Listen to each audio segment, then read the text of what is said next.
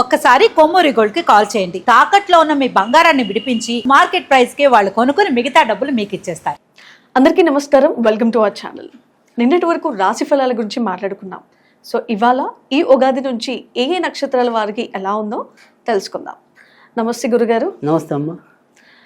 గురుగారు, నిన్నటి వరకు మనం ఉగాది నుంచి ఏ ఏ రాశుల వారికి ఎలా ఉందో వివరించారు, మాట్లాడుకున్నాము. సో ఇకపై ఈ ఉగాది నుంచి ఏ ఏ నక్షత్రాల వారికి ఎలా ఉండబోతుంది?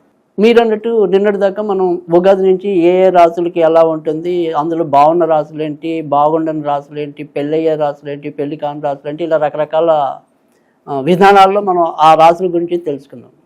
అయితే ఇప్పుడు మీరు అడుగుతున్నది ఏంటంటే ఇవాళ నుంచి మనం నక్షత్రాల పరంగా వెళ్ళాలి అని ఒక నిర్ణయానికి రావటం. ఎందుకంటే ఎవరికి వాళ్ళకి ఒక రాశి కన్నా కూడా వాళ్ళ నక్షత్రం బట్టి తెలుసుకోవాలనే ఆసక్తి మరింత ఉండడానికి కూడా అవకాశం ఉంది. సో నక్షత్రాలు అనేవి అందరికీ తెలిసిందే 27 నక్షత్రాలు. ఈ 27 నక్షత్రాలు కలిపితే మనకి 12 రాసులు అవటం అనేది ఉంటుంది.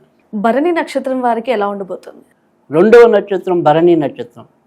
ఈ భరణి నక్షత్రం 4 పాదాలు కూడా మేషరాశిలోనే ఉండటం అనేది జరుగుతుంది.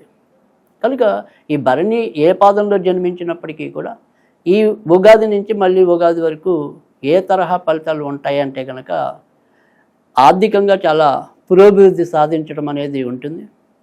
ఇంట్లో ఏ శుభకార్యాలు తలపెట్టినప్పటికీ కూడా వాటికి కావాల్సిన ఏదైతే హంగు ఆర్భాటం లేదా వివిధ వస్తువులు ఇలాంటివన్నీ కూడా ఎలాంటి ఇబ్బంది లేకుండా వాటిని సంపాదించుకోగలగటం అనేది అయితే ఉంటుంది.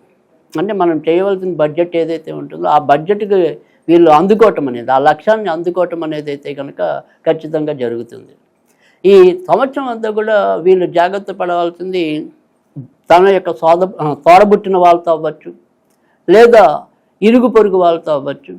వాళ్ళతో మాత్రం ఎంతో కొంత మనస్పర్ధలు వచ్చే అవకాశాలు అయితే ఉంటాయి.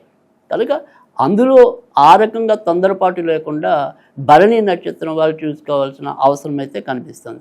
మరి భరణి నక్షత్రాల వారికి ఈ సంవత్సరం కళ్యాణ యోగం ఎలా ఉంటుంది? ఖచ్చితంగా కళ్యాణం ఏదైనా అనుకుంటే కనుక ఈ జాతకం అంటే ఈ భరణి నక్షత్రంలో పుట్టిన అమ్మాయిలైనా సరే అబ్బాయిలైనా సరే కొద్దిగా పెళ్లి పందిరి అలంకరించే అవకాశాలు అయితే మెండుగానే కనిపించడం అనేది కూడా ఉంది. సో ఖచ్చితంగా వీరి ఇంట్లో ఏవైనా సరే శుభకార్యాలు జరగటం, ఆ శుభకార్యాలు కనీసం నిశ్చితం అవటం, ఈ రకంగా కొంత మానసికంగా ఆనందం అనుభవించడం అనేది అయితే ఉంటుంది. అయితే ఈ భరణి నక్షత్రం వారు ఈ సంవత్సరం అంతా కూడా అంటే వీరికి ఏలనర్చని ప్రభావం అనేది ప్రస్తుతం ఉంది కనుక ఈ వెన్నుకి సంబంధించినవి కానీ నడుముకి సంబంధించినవి కానీ మధ్య మధ్యలో కొద్దిగా నొప్పులు ఎక్కువగా అనుభవించే పరిస్థితి కనిపిస్తుంది. తర్వాత శిరస్సుకి సంబంధించిన వాటిల్లో కూడా ఇబ్బందులు పడడానికి అవకాశం ఉంది. కనుక ఆరోగ్య విషయంలో మాత్రం భరణి నక్షత్రం వారు కొంత జాగ్రత్త తీసుకోవటం అనేది అవసరం. భరణి నక్షత్రం వారికి ఏదైనా రత్నం ఉపయోగించవచ్చా? అంటే భరణి నక్షత్రం వారికి మనం అశ్విని నక్షత్రానికి ఎలాగైతే సాధారణ రత్నం అనేది వైడూర్యం అన్నాము, ఆ భరణి నక్షత్రం వాళ్ళకి సాధారణ భాషలో అయితే కనుక వజ్రం అనేది ఉంటుంది.